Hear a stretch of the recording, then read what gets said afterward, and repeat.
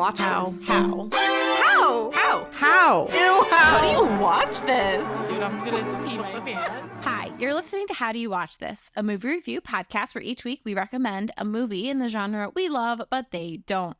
My name is Megan, and I love romance. My name is Demi, and I love horror. And this week, I was at a Friendsgiving, and someone asked me what my podcast was about, and I immediately went into the script of we have a movie to watch in the genre we love, but they don't. And then I was like, oh, wow, we've been doing this for a while now. Okay. Did you say it like the same way, too? With my same inflection? Yeah. I started to, and then I was like, get yourself together, man. Let me not be a nerd about it. Because they also were asking for like crime podcast recommendations, not movie recommendation. So it wasn't even like we were up their alley at all, but there's some crime. Yeah, some crimes. Yeah, there are some crimes against humanity, like Carrie, but whatever. You keep bringing up Carrie, and it's because it was my lowest rated. It's my lowest rated, I think. So, is it my lowest rated? I think Barbarian's your lowest. No, because Barbarian got. Okay, you're right. Barbarian was low. No, Barbarian's not as bad because Barbarian got points for quality, acting, and all that kind of stuff. Yeah. But it got a 0 for like I got so scared, and then I think I averaged it. I averaged it. You are right. You are right. Yeah. Yeah. So it should be at like 100 for scares for Barbarian. I mean, yes. If you're looking for a scary movie, five hearts to freaking Barbarian, because that scared the shit. I don't know why I spelled it out. There's no innocent ears. So that we know of. Anyway, so the movie I picked out for Demi is When Harry Met Sally. Mm-hmm. I don't know. I was gonna say something. What? Did you hate it or something? No. I was gonna say that I enjoyed When Harry Met Sally. I enjoyed it the first time I watched it, and the second time, and this is my third watching it, and it's still good. I think it was quick. I don't remember it being so quick. Yeah, I remember it being short movie. Yeah, I remember it being longer for some reason, and maybe it's just because it's like an older formatting with some longer transitional scenes that when I was younger and I watched it, I was like, oh, this is a long movie. But it's definitely not. It's pretty fast paced. It's an hour and 36 minutes. Wow. So it's short. And it spans through multiple years. So I can see why I thought it was longer. But it's pretty short. And I feel like my notes are very short. Okay. So I'm not going to do this movie. I'm not going to do this movie justice for sure. Okay. It's definitely one of those movies you have to watch. It's the chemistry, the little quirks and humor. I'm not going to be capturing all of that. So it's definitely worth watching. So I agree. I think it's one of those movies that, there always are these rankings of movies you have to watch, like the 100 movies to watch before you die or something. Yes, and on these lists are always garbage movies that are there only because of cultural education and things like that, but this is a movie that you have to watch. Period. I agree. It's fun, and it still holds up well, I think. So so it is a 1989 movie. It is rated R, which I was surprised but not surprised. I know exactly why it was rated R. Yes.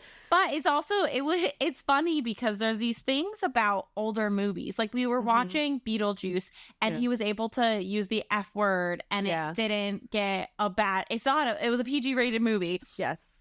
But then you have movies like this where there's subtle sexual moments, and that because it's the sexuality and that aspect of it that gives it that higher rating. And one of the things I was reading was that essentially in the 60s you were not allowed to make movies with people doing sexual acts, or a man and a woman in bed together, even if they weren't going at it, would have been taboo. So. Well, I remember watching old sitcoms like I Love Lucy. They have the two separate beds, and that's like how it was on TV and shows. They had separate beds, so crazy. It's crazy. Which there is a surge. I don't know if you're on this side of TikTok. I saw this for a minute. There's a movement towards people doing their own bedrooms as adults because they have different sleep styles or things like that. I mean, what works for you? Your face. I personally wouldn't, but I'm also I am the sleeper who is an aggressive sleeper. Like Travis told me the other night he was trying to sleep and he couldn't sleep at all, and it was just me tossing and turning all night. He was like, I don't know how you move around so much. Well, your bed is freaking tiny too. Fair, yeah. So that peasant bed. Probably one reason. I know. Can you believe we used to have a smaller bed than that when we lived at the apartment? Oh my god. I can't. Because I can see different office spaces, you know, because Brett and I have different personalities. Have different office spaces. So I can see that. Bedroom, I don't know. I can't imagine sleeping in a separate room from Brett. But, you know, whatever makes you happy, I guess. Yeah. For me, I need a cuddler. Do you cuddle? Yeah. Like at night, sleeping? Oh, see, I cuddle with my dogs. Oh, yeah, you definitely are disgusting. We have the dogs, and the dogs are essentially, it's as if it's an old-timey movie where they put the pillows between the people. Like, it's our dogs. There has not been a cuddle since... They're good cuddlers, though. They are. So. They're great cuddlers. And it means that, essentially, we spoon the dogs, and or the dogs spoon us, and it's... You know. It's usually, like, Brett is in between Nott and I, so Nott will be cuddling on one side and then I'm cuddling on the other side. I'm pretty sure, I think every night I sleep like within Brett's arm, and Are you usually kidding me? I know, I swear. Every night? Yeah. And that's comfortable for you? Yeah, eventually I move, but usually we hold on. Do you go to bed? Do you go to bed at the same time? Yeah. Really? So you're like, it's bedtime, and you guys are both just like, okay, let's go. Yeah. Okay. It's not always like that, but That's I'm fine. definitely like you're staying up later. And I'll make a face, and then he'll come. Really? Yeah. Oh my God. I can't even. Our sleep habits, Travis and I, are so different. Yeah. And honestly, it's gotten to the point now where I just prefer going to bed before him, because if he goes to bed first, he usually starts snoring, and then I get annoyed. That's the thing with snorers. Yeah. So, but he's usually not that bad snoring. It's just if it's like on his back or whatever. Yeah. But he stays up so much later, like multiple hours later than me. Really? Yes. Yeah. I mean, I know you sleep a lot early. I would definitely be on your schedule. I'm usually in bed by like 10. I'd rather sleep earlier, but 10 is. But do you stay up late for Brett? No. Okay. Well, no. Yeah. Usually I fall asleep easily. There's been times where I try to wait up for him, but if it goes too late, I'm asleep. So. Oh my God. Okay. I'm like, you know me, I'm in bed at like 8:30, 9 o'clock. Yeah. And Travis is like, the night has just begun. Well, he's a PC gamer. Yeah. So. Yeah. He also Hardcore. gets to get up a little later than I do. So it's that also changes things. Anyway, we've talked for like 10 minutes about our sleep habits. Yeah, not important at all. Nope, not what this movie's about, even a little. Nope, not at all. Okay, to continue, so the genre is comedy. Director is Rob Reiner, which is also our common thread, if no one guessed. Correct. So, that is all the information I have so far. Okay, so for my notes, we start, it's 1977. We meet Harry Burns, who's played by Billy Crystal, and every time I hear his voice, I just think Monsters, Inc. I just can't take him seriously. Really? Yeah, I do. Yeah, I mean, he's great in this movie, but I'm just like, God, I can't take him seriously. And then Sally Albright, played by Meg Ryan, Queen. They both graduated from University of Chicago. Harry is dating Sally's friend Amanda Reese, which is how Harry and Sally got connected and meet. So it leads to them ride sharing to New York. They're both going the same direction. Sally is attending journalism school up there, and then Harry has a job waiting for him. Yeah. So right away, you can tell that they're pretty different people. Sally's kind of positive and quirky, and she's very on top of things. She's like, okay, I spaced it out and timed it, so at this location we can switch in this. And Harry is very much like just sarcastic and chill and just like, okay, whatever. Yes, very, very opposite personalities. Yeah. So then during the drive, Harry and Sally discuss their different ideas about relationships, and Sally disagrees with Harry's assertion that men and women cannot be friends as the sex part gets in the way. And he's pretty much saying that men are only friends with women that they want to have sex with. It's just impossible. So, which is there are a lot of people who think that in real life. But yeah, I think for me, if a man doesn't have any female friends, that's a red flag. Yes, agreed. Yeah, for sure. Completely agree. I think that that's a big ick moment. It doesn't make sense to me. Billy Crystal goes on some tangents, and then he later reframes it, and he's like, oh, well, you can be friends if you're both in a couple. And then he's like, never mind, you still want to bang. And I'm like, that is not true. I mean, who? Yeah, that's I mean, the man's I know. Fault. Yeah, like there's definitely men that have that mentality where they just don't see women as people and are just like, well, why would I be friends with someone that I'm not attracted to type of thing. So there's definitely people out there, but obviously not everyone is like that, and you can be friends with whoever and not want to have sex with them. Yes. That is their conversation, and that's a big theme. Exactly. It's a through line throughout the movie. Yes, and I think it's honestly the thesis of the entire film. I would agree with that. So they stop at a diner, and Harry tells Sally that she is very attractive. And she's immediately gets angry because she thinks he's making a pass at her. She's like, you're dating my friend. And he's like, no, I'm not making a pass at you. But you could tell he likes her. He likes her little quirkiness. She's very specific when ordering off the menu. And it's definitely annoying to the waiter, but she knows what she wants and is very specific. And I was just like, well, Harry is already smitten with her. He just doesn't want to admit it. So if you hear in the background, Ruby is alerting the public that Travis is home. Oh, so Daddy's home. Yep. So they've reached New York and they part ways, never intending to see each other again. So then 5 years later, it is 1982. Harry and Sally find themselves on the same flight.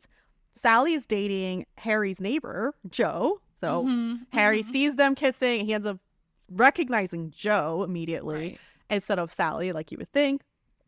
And then they're on the plane. He ends up sitting next to Sally and pretty much bothering her. But he doesn't remember like anything. He doesn't remember who he was dating, what he was saying, none of that. And Sally remembers everything. Yeah. So Harry then brings up that he's engaged to a woman named Helen. And it surprises Sally because he's very optimistic about it. And it almost feels like he's lying. But he's not lying. He's very like, I'm getting married. Yeah, she starts bursting out laughing. Yeah. You're getting married. Okay. Yeah. But 5 years can change a person. A lot happens in 5 years. Yeah, that's very true. He was, in college and now he's more an adult. So things can change. So after the flight, Harry suggests that they be friends because like you said earlier, that if you're in a couple, it's fine. And then they're like, no, and decide not to be friends. And they part ways again. So then, another 5 years. Yeah, it's time to jump in. It's 1987. Harry and Sally run into each other at a bookstore. And Sally's friend Marie, who's played by Carrie Fisher, who I did not recognize until the dinner scene. No. No way. Yes. I was like, and I remember seeing her name at the start as a credit. And I'm like, oh, who does she play? I don't remember. And I forgot. And then at the dinner scene, I was like, oh my God, that's her right there. I'm like, I'm trying to recognize the buns. Yeah. So. Yeah, because the hair is so different. Yeah. But meanwhile, Travis comes downstairs, sees a glimpse of the TV, and is like, Carrie Fisher. Yes. You are correct. Good job. Relax. Okay. So Sally's friend Marie, who is having a relationship with a man who's married, and the running joke is that he's never gonna leave. Right. He's never gonna leave her. I'm gonna lose my mind. No, for years with someone like that. Yeah. Who literally because the first time we meet her, she said it's been 2 years that she's been saying he's never gonna leave his wife, and it goes on for like another year or two or whatever. Yeah. If I had a friend like that, I think I would lose it at them. There's no way. Meg Ryan's character is so calm with her, and it's like so nice. I'd be like, girl, get up. Yes. What are you doing? I would, first of all, at that point in time, I'd be like contacting the wife. Like, okay, this woman needs to know. You're right. Yes, I'd be like, you know what? I'm ending this. This is insane. But that's going on. So then at this point, Marie and Sally are at the bookstore. Marie notices Harry kind of creepily looking at Sally from the aisle.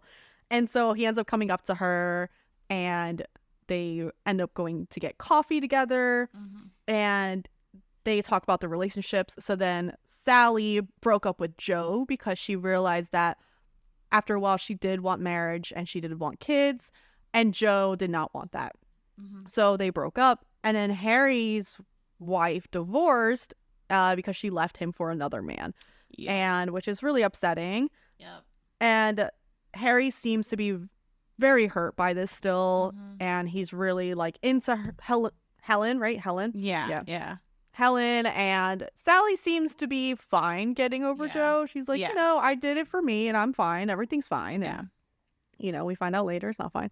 Yeah. But well, I mean, as fine as you can be when you get out of a 5-year relationship. Correct. That you saw a future with. So that's, you know, it's not easy. And their whole thing too was, you know, she was saying that they were cool with no marriage because they would, you know, they had friends with kids and the kids took over everything. And they were like, this is great. We like can go to Greece whenever, or we can like have sex on the kitchen floor and no one's bothering us. But then she was like, we're not doing any of that stuff anyway, you know? And so they ended it and that's what happened. So good for Sally for knowing what she wants and ending a very long relationship.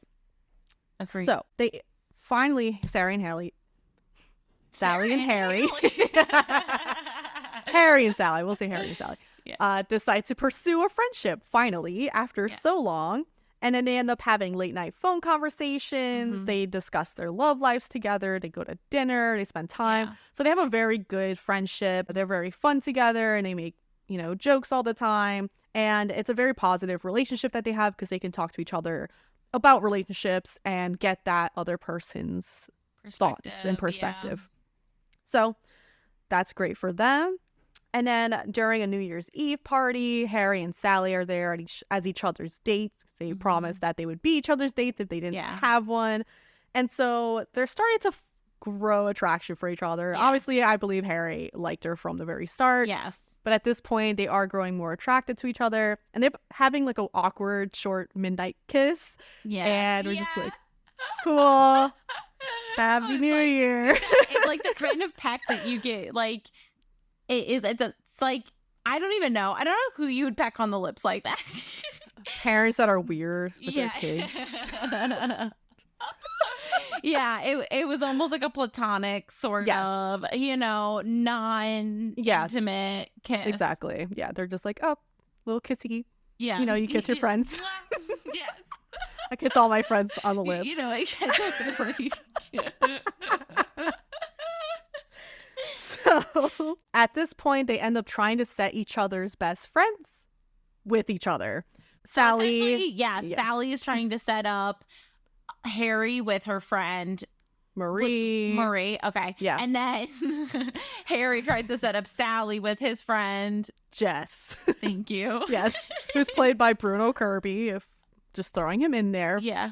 Yeah, I don't know if his face was kind of familiar, but I couldn't. I think he's in like older stuff. Like he's probably more recognizable in this time of movies. So it's, you know, double date situation. Jess and Sally are not really kicking it off, and Harry and Marie are not really kicking it off. Very clearly. And then Marie ends up quoting an article, and it's actually an article that Jess wrote, and he was very excited about that. And so they really click. And then after the date, Marie pulls Sally aside. She's like, I really like him. Like, are you going to see yourself dating him? And Sally's like, no, but, you know, give it a week or so. Like, Harry's, you know, kind of in a dark place right now. And I don't think this rejection would be good for him.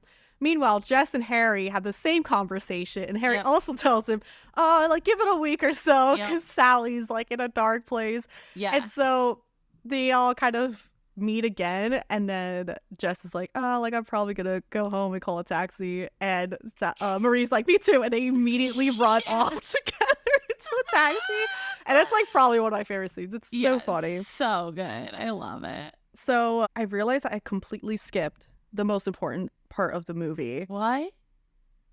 Yeah, because has it already happened by now? It has, yeah. What?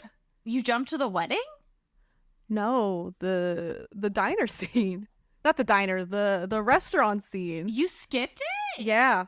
I just realized I skipped it. God. All right, roll back. Roll back. We're rolling back a little bit. It hasn't.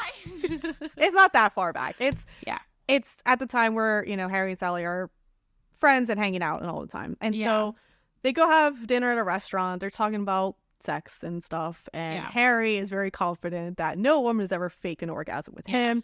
She's like, well, how do you know? And he's like, I just know. And she's like, okay. So then she fakes an orgasm at the restaurant. And it is like foul.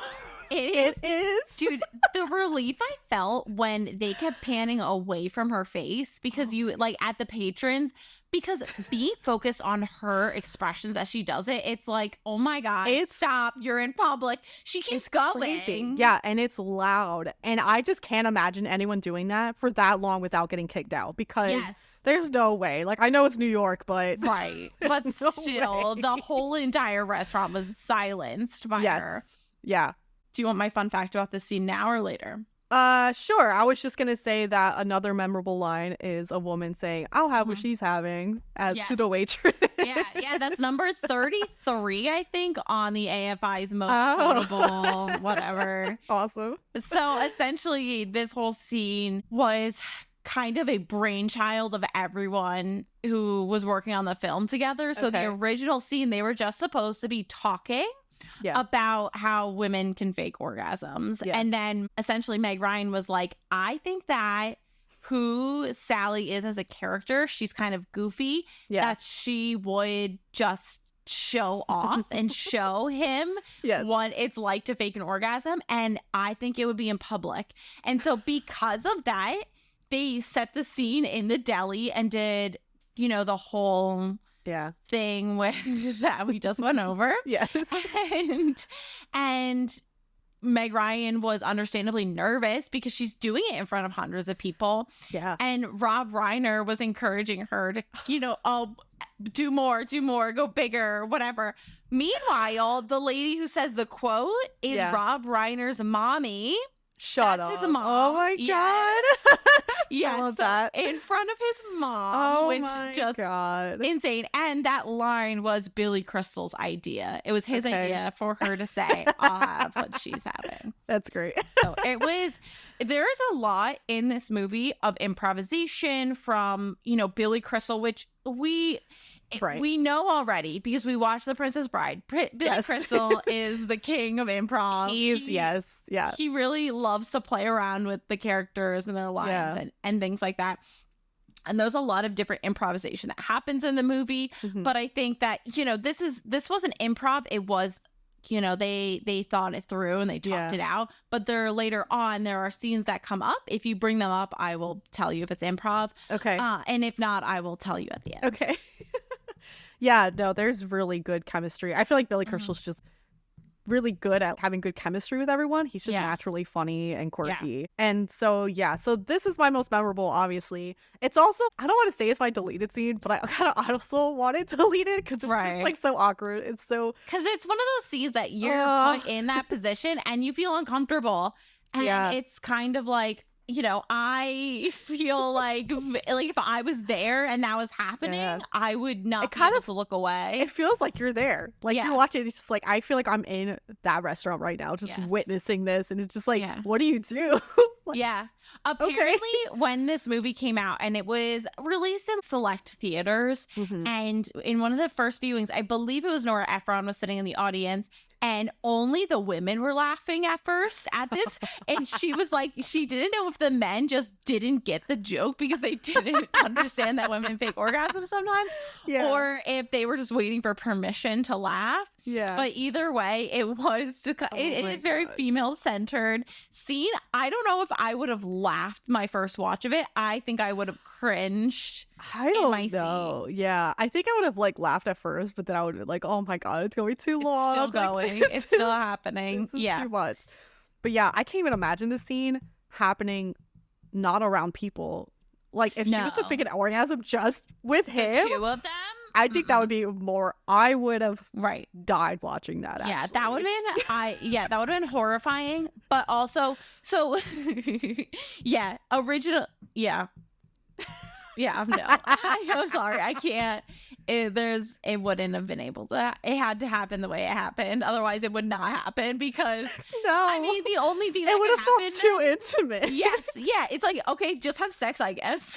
Like at that point. Oh my God, no.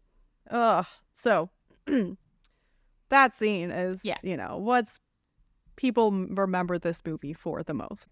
So we jump back to the double date situation. Marie and Jess run off together and they end up getting engaged very soon after. So things are working out for them. Things are happening. Some time is passing. And then Sally ends up calling Harry and she's crying and she tells him that she needs him to come over. And then she tells him that she found out that her ex, Joe, is getting married. And she's very upset by that because she wanted to get married. And she's like, he just didn't want to marry me. It's not that he didn't want to get married. It's just me. And Harry's being very nice. He's like, no, like, it's not your fault. Like, you're totally perfect, whatever. They end up kissing and end up doing the do. Crazy. And we get nothing. We get them having one little kiss and then they wake up next to each other in bed. Yep. Yeah, we didn't get anything, which, is fine. It's 89. Yeah, we already know what an orgasm sounds like, I guess, so more or less. So Harry is obviously like, fuck this, and he doesn't say anything. You just see on his face. He's just like, I fucked up. Yeah. And Sally, meanwhile, is very happy at first. She's in a good mood. She's like, this is great. And then she slowly starts to kind of be like, is this a mistake? Because of the way he's acting too. Like if he had gotten up and been loving and caring, I think that she would have been totally fine and it would have been like a very natural progression into a relationship. But because he was being super cold, all of a sudden this best friend who she's had is acting really strange around her and treating her differently. And that feels really shitty, obviously, especially when you're intimate together. Yeah, so he's being weird about it. He ends up leaving in the morning. He's like, oh, do you want to go get dinner? And he's trying to make it seem like things are fine, but you can obviously tell there's a wall. Being reserved. So then Sally and Harry both call their friends, Marie and Jess, and they're both talking to him and saying that we had sex. And of course, Marie and Jess are like, this is great. We're rooting for you guys. And they're like, well, actually, I don't know if this is great. Right. So, dude, how many takes do you think that scene took? Oh, I don't know.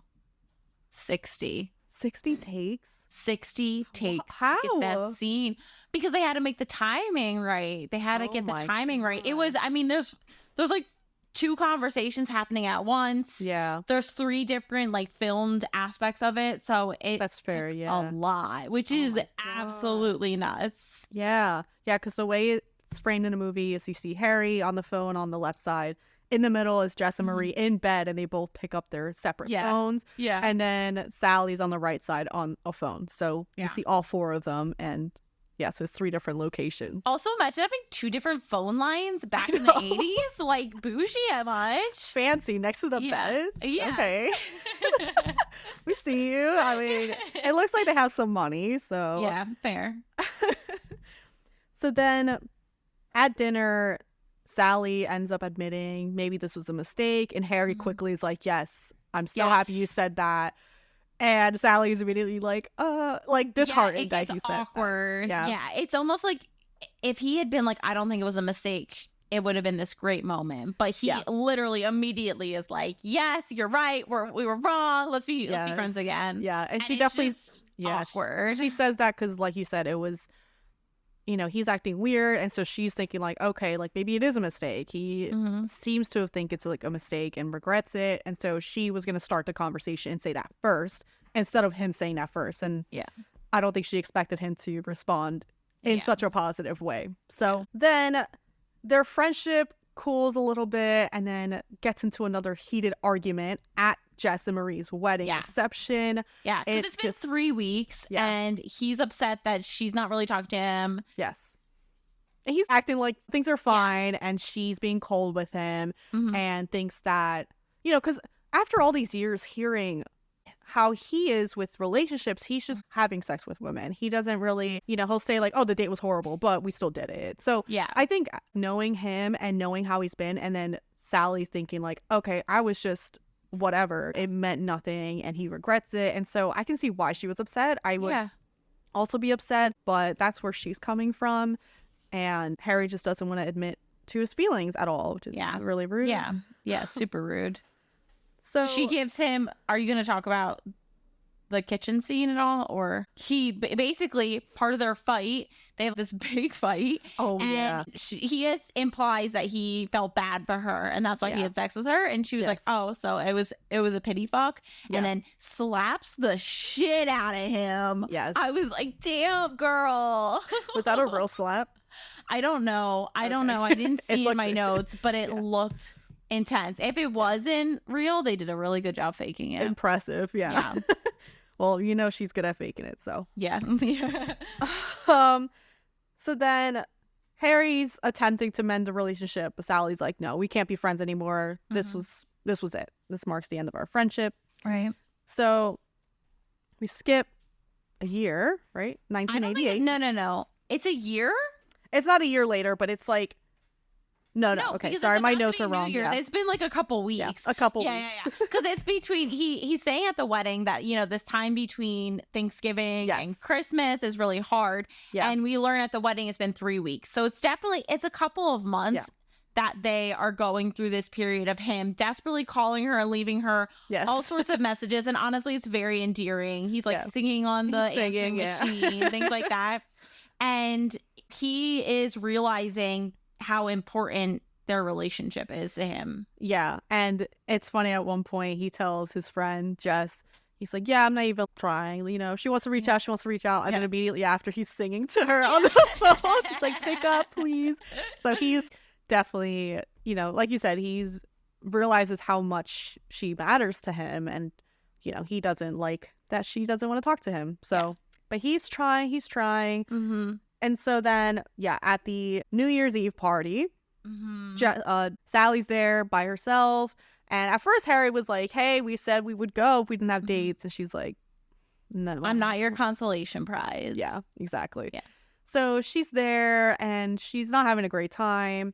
And then we see Harry. He's at home and he ends up walking around, you know, a bit. And he's thinking about Sally. He's thinking about their time, all the years spent together, and he realizes that he loves her. Yeah. And before Sally leaves the party, Harry appears there.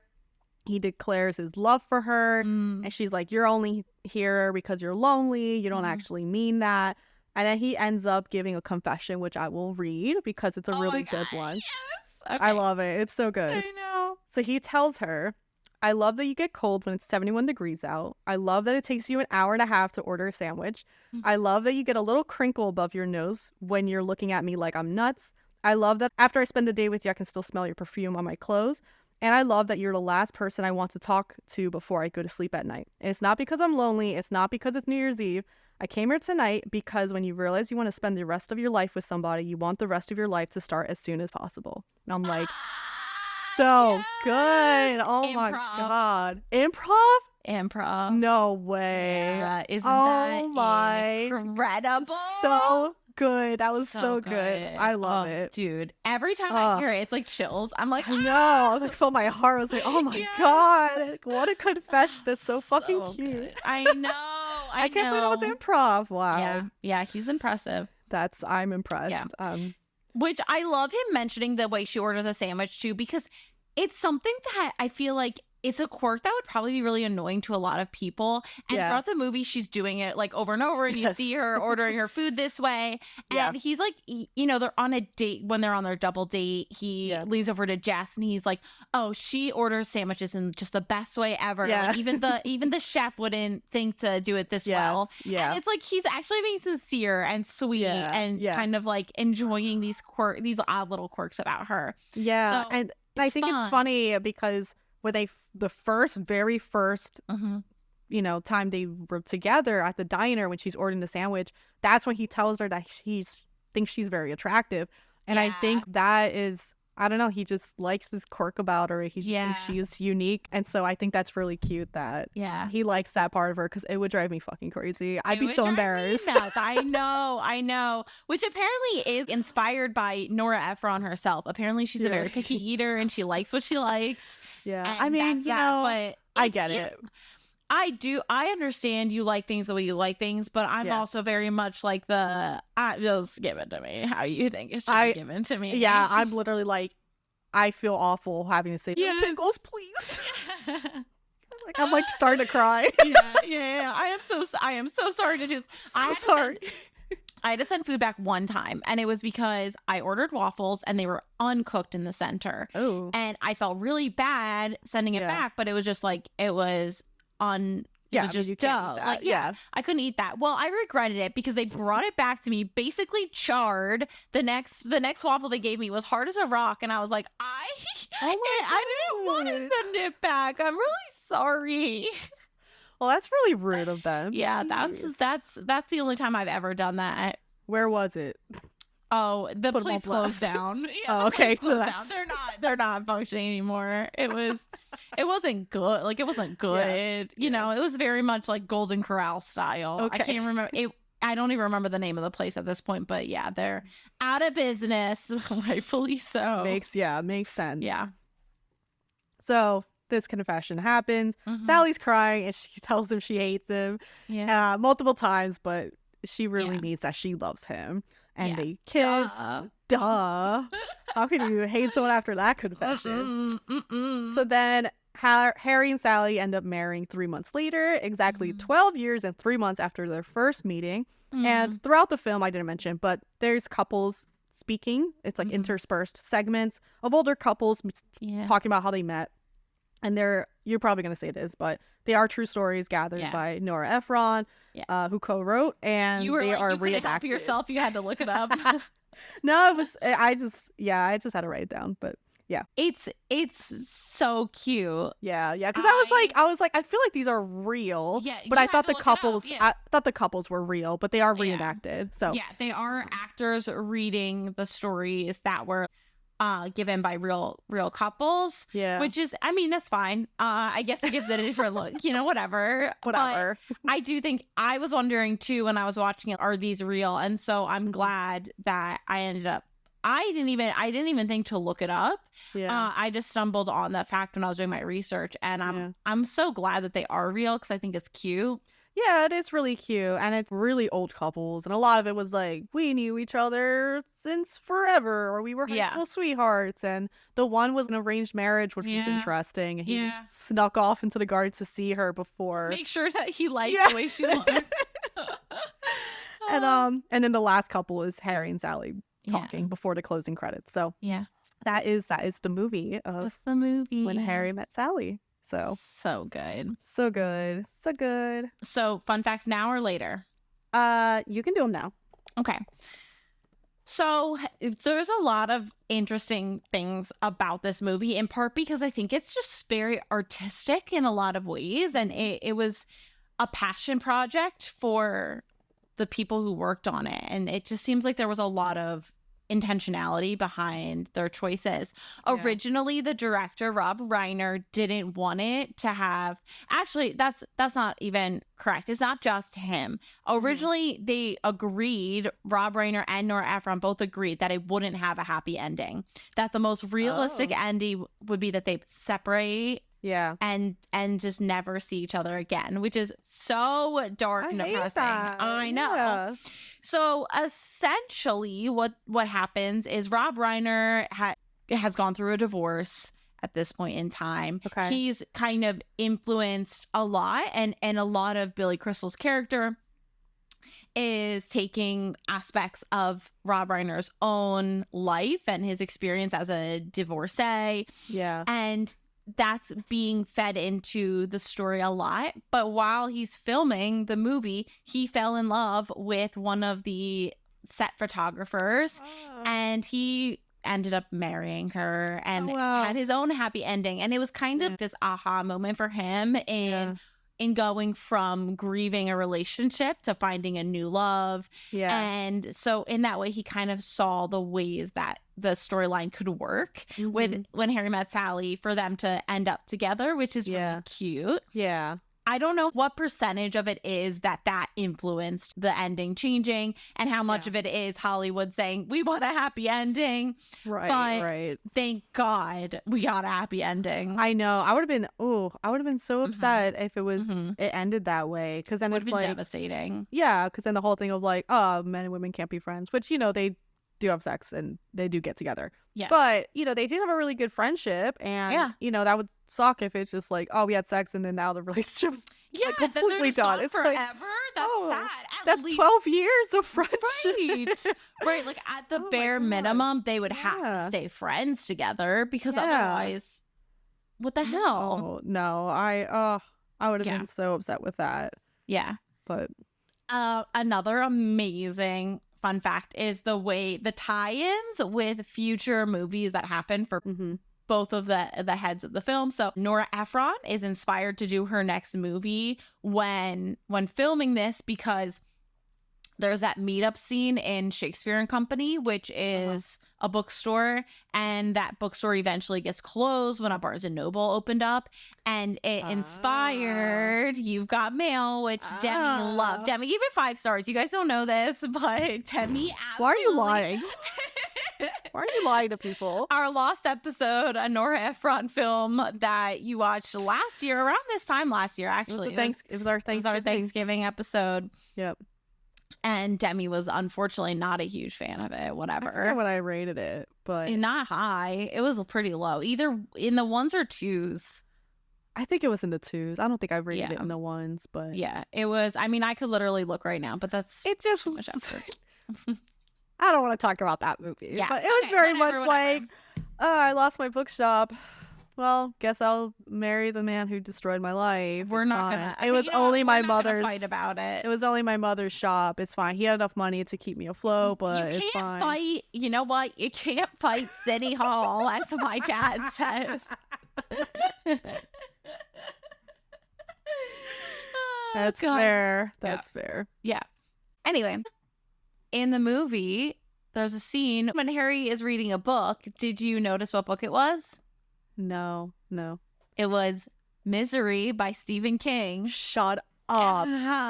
Shut up. Which was the next film that Rob Reiner made. Oh my God. That alone could have been the thread. I know. I saw that and I was like, oh, could have done an even trickier thread, but I wasn't going to give you a 180. And I wouldn't have seen it. I would not have seen that. That's awesome. Yeah, it's super great. Okay. So another one of the improv scenes was the Pictionary scene that they were doing. The entire scene was just them off the cuff yelling out guesses for this game. And so Baby Fish Mouth was a fully improv, a great line, which is fun because that would never get scripted. No one would write that into a script. It's interesting how that scene is one take, they got it, they're done. Yeah. And then there's other scenes like the split screen one that took 60 takes. So there's a lot in this movie. Yeah. Again, where I think it's pretty artistic. I would have gotten that guess. Oh yeah. Oh I was like, come on, guys, it's obvious. It was driving me nuts. I was like, talk, baby, talk. Come on, you guys. My fun facts are from Screen Rant, Mental Floss, and Collider. The respective authors are Ben Sherlock, Amanda Green, and Greg Smith. Thank you to those 3. Look at that. You quoting your resources. I know. Aren't I impressive? I'm always impressed by you. Thank you. All right. So the rest of my review. Yeah. It might be controversial, but I'm gonna pass on both the main characters. I just think they're both too quirky for me in different ways. I do not find Billy Crystal attractive in any sense. I'm so sorry. With the beard, he was better with the beard. He was definitely better with the beard. Way better with the beard. But I do have. There's something. He's got a charm to him. He's got a charm to him. I think I could fall in love like after enough time. Like, yeah, for sure. He does have a receding hairline, which is really mean of me, but I'm curious what he looks like bald. I'm a bad person. I can confirm. So sorry, Billy. I'm so sorry. I don't.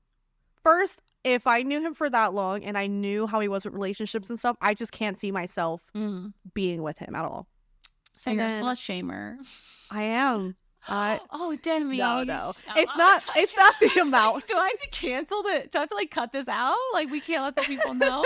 No, it's not the amount. It's just like how he went about it, like how he would talk about it. And I think for me, it would be such a turn off. Too blasé, yeah. Yeah, and I'm like, oh, I wouldn't want to be in that situation. And then with Sally, she would drive me fucking crazy. I think she's very cute, but I just... I would lose my mind with her. Meg is so cute. I will say, actually, going back to Billy Crystal, do you know the scene that I found him actually very attractive in? Was the Pictionary scene. His outfit was so He had good outfits, good. yeah. He had good outfits. He dressed well. And I was like, he did.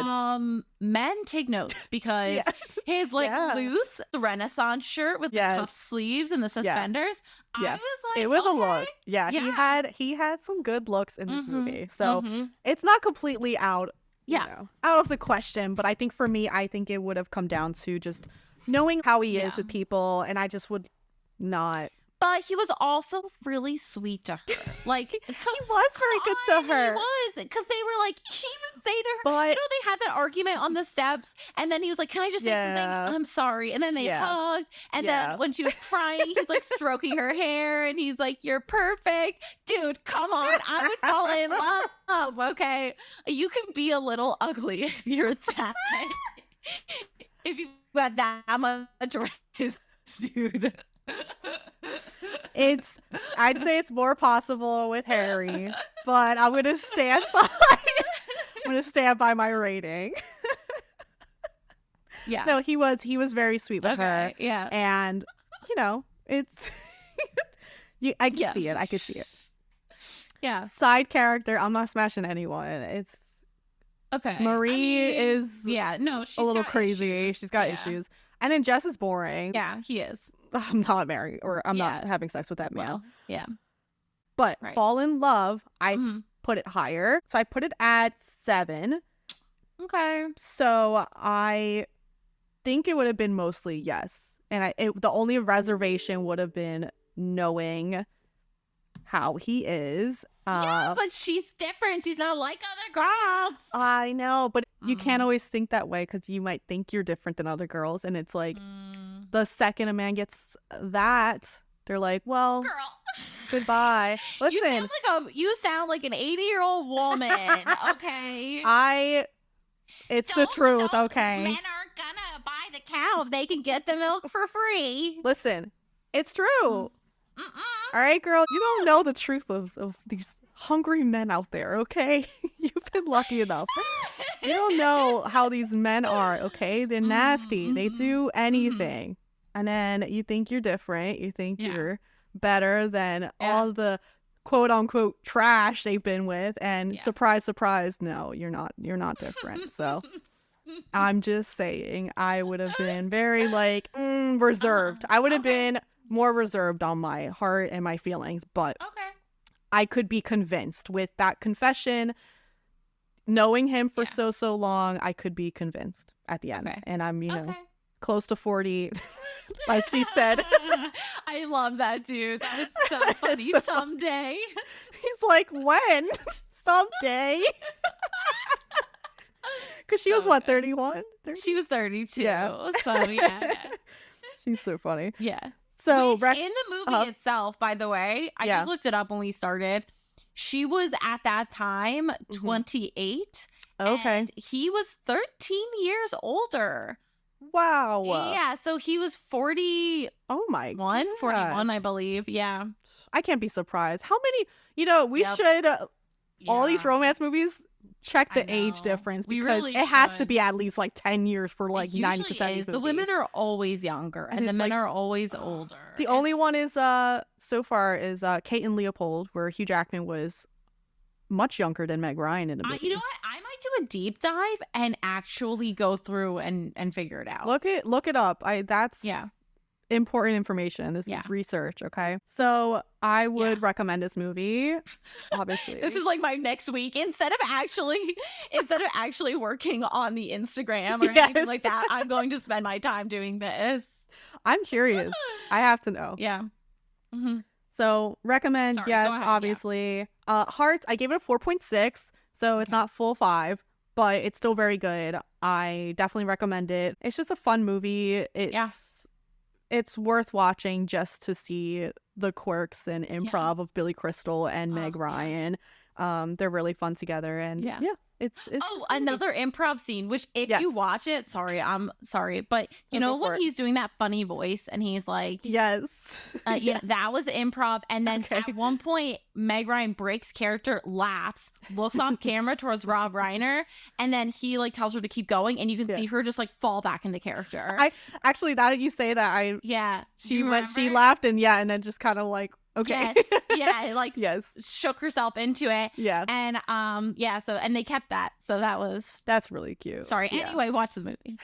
Yes, anyway, watch the movie. Anyway, watch the movie. You should. It's great. It's a goodie.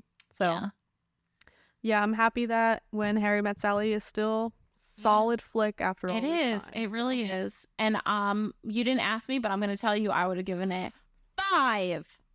Yes, thank you. You're welcome. I have literally our script up here, and I'm just like, no, dude, it's fine. It's okay. I mean, who even needs to know my opinion? I think everyone knows my opinion when I strongly recommended smashing on Billy Crystal. So, Yes. Yeah. Okay, so my movie for you. Okay. I'm very excited about this movie and the thread. I think you'll get it. I don't know. I don't know if you've seen it, but the movie is Black Swan.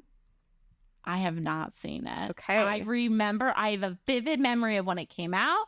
Yes. I remember all the Halloween costumes. Yes. The vibes. Yes. Yeah. I am familiar with the concept. Okay, good. So I'm going to have you watch that movie. Great. Features Natalie Portman. We all love her. She actually won an Oscar, I think, for this. I think she definitely won. She won something, yeah. She won something for this. So the movie is about a ballerina named Nina, and she's very talented, but she's very sheltered. She ends up getting the lead role for Swan Lake, and she has to try and master the dual roles of the white swan and the black swan in the play. But she's having problems with it. There's a lot of mounting pressure from the director. And then there's a rival, newcomer Lily, who's played by Mila Kunis. Oh. And so Nina's trying her hardest to fit into this role, and her quest for perfection starts spiraling into paranoia, hallucinations, and blurring the line between her real-life struggles and fantastical elements of ballet. So... that is the movie. All right. I remember I watched this so long ago. I was younger. It's 2010. It's an old movie. Yeah. So I remember enjoying it, but I'm excited to watch it again because I think when it first came out, I was expecting it to be a certain way, and it wasn't. Yeah. So watching it now with new set of eyes, I think it's gonna be different. But it is a pretty cool movie. There's a lot of cool stuff to it. There's a lot of strange scenes, so be prepared. But it's more like psychological thriller, so I think you'll enjoy it. Okay. But yeah, you can watch it on Max, Hulu, YouTube if you have YouTube Premium. Okay. And apparently Amazon. I don't trust it, but I would say definitely Max and Hulu is where they got it. Yeah. I don't think last week I ever said where to watch him on Harry Met Sally. And it wasn't anywhere. Cool. So that's another common thread that you can't watch When Harry Met Sally and Misery anywhere. So there we go. So many banned connections from the streaming services. Yes. So yeah, so that is where you can watch it. Okay, cool. I have to end. God, every time it's just you staring at me and me trying to think of why you're just looking at me. Like, she loves me so much. Okay. Alrighty. Da-da-da-da. All right. Thanks for listening to How Do You Watch This? You can find us on Instagram at How Do You Watch This and TikTok at How Do You Watch, or email us at howdoyouwatchthis@gmail.com. If you like the show, support us by giving us a review or recommend to a friend. Thank you and goodbye. See you later.